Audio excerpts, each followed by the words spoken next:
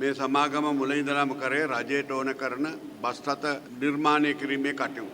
ඒ වගේ මෙතුමා බාරගත්ත පමණක් නෙමෙයි ලංකා ගමනාගමන මණ්ඩලයේ තුල තීච්ච අබිලි බස් රථ 300ක් විතර පහුගිය දවස්වල අලුතෙන් හදලා පාට දාලා ජනාධිපතිතුමා ඉදිරිපිට එක බාර දුන්නා. ඊටාම හොඳ ආදර්ශමත් වැඩක් එතුමා ඒ කරේ. ඒ වගේම අද තවත් පියවරක් ගිහිල්ලා රජයේ අමාත්‍යාංශ යටතේ තියෙන අබලන් වාහන නැවත ප්‍රකෘති තත්ත්වයට ගෙනලා ඒවා වැඩි දියුණු කිරීමේ වැඩපිළිවෙලක් මේ ව්‍යාපාරය තුලින් අද ආරම්භ කරලා තියෙනවා. මේ මොහොත වෙනකොට මම දැක්කා විවිධ අමාත්‍යාංශවල වාහන මෙතෙන්ට ගෙනලා තියෙනවා.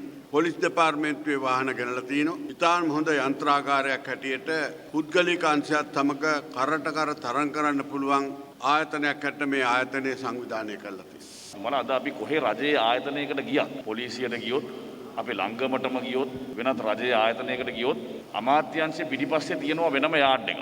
ඒ හැම යාඩ් එකකම වාහන 20ක් 25ක් 30ක් පොළවට පස් වෙමින් තියෙනවා. ඊට පස්සේ පස් වුණාට පසුව වෙල්ගම සභාපතිතුමා පස් වෙලා වැලුත් ගියාට පස්සේ මේක වෙන්දේසි කරනවා ඊටාම අඩු මිලකට රජයේ මුදල් වැය කරනවා අපි ප්‍රවාහන අපේ DMT ගේ කොමසාරිස්තුමා දන්නවා. එතුමා හැමදාම මේ ප්‍රශ්න වලට උත්තර දෙන්න වෙලා තියෙනවා කොමසාරිස්වරයා හැටියට. ඒ වාහන අපි ඔක්ෂන් කරපුවාම පුද්ගලිකාංශය මිලදී ගන්න.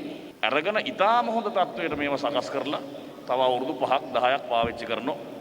මෝටර රථ කොමසාරිස්තුමා ගාවට යනවා මේ වගේ ලියාපදිංචි වගේ දේවල් වෙනස් කරන්න ට්‍රාන්ස්ෆර් කරන්න. හැබැයි අපි රජය හැටියට මහ ජනතාවගේ මුදල් වියදම් කරමින් රජයේ කටයුතු සඳහා නැවත නැවත අලුත් වාහන ආනයනය කරනවා.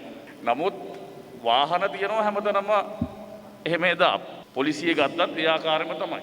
හැබැයි මේ ව්‍යාපෘතිය ජනාධිපතිතුමාට අත්‍යවශ්‍ය වුණේ අපේ ඇමතුමාගෙන් දිල්ලුවේ මෙන්න මේ වාහන අලුත් වැඩියා රජයේ නිලධාරීන් සඳහා ගෙන්නන වාහන සඳහා යන මුදල ඉතිරි කරගන්න එතුමාගේ දැක්මක්. ඒ දැක්ම අනුව තමයි ලක්දිව අපේ සභාපතිතුමාට අපේ උපදෙස් දුන්නාම අපේ අමාත්‍යාංශ ලේකම්තුමාත් සමග අල්විස් මහත්මයාත් සමග කටයුතු ආරම්භ කරලා අද දිනේ අපේ ගරු අමාත්‍යතුමා අතින් මේක විවෘත කරන්න අපිට හැකියාව ලැබිලා තියෙනවා.